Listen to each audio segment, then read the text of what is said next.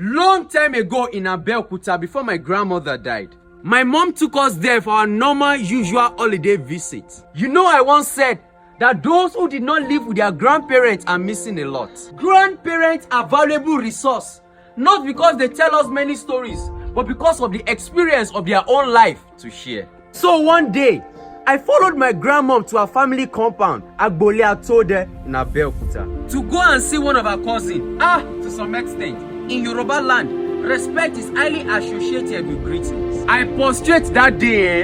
If they should ask my grandmom the son of who I am, my grandmom will start describing my mom or reminding them of how my dad looks like. Alas, we heard noise from the neighboring compound.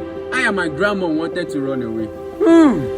It was Iyabumi that could not find her child. She was busy throwing her body heavily on the ground. Her hormones boiling, wailing with tears and blubbering. She was aggressively compacting her breasts and eating herself with pain. An elderly man shunned her off and told her to stop crying, that her child will be found.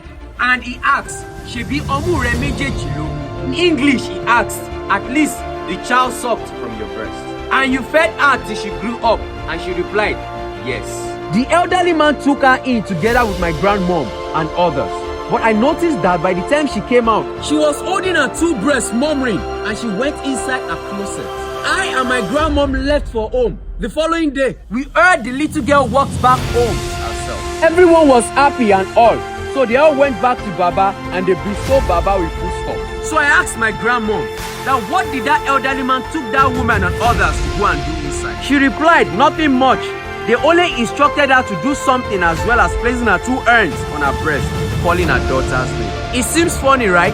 Few days later, there is a place in Abeokuta popularly called Ojale, in English, night market. I went there to get piggy bank. The elderly woman instructed her son to sell the piggy bank for me, but he was reluctant. Then I noticed the woman said, Timba fi omo aya mi mejeji sepe fun e. That is, if I place pause on you by just holding my two breasts. The little boy quickly answered the mother, so I went to her. So I asked Mommy, why do mothers threaten their children by saying they are going to place a curse on them by holding their breasts? So Mommy replied, she said there's a supernatural, unfathomable, mythical attribute attached to that breast. The milk flowing from a mother's breast to a child is more than connective tissues and ligaments. It creates a spiritual bond that even a mother can use it as a point of contact to pray or bless a child that is even far away. Only if you never sucked from that breast.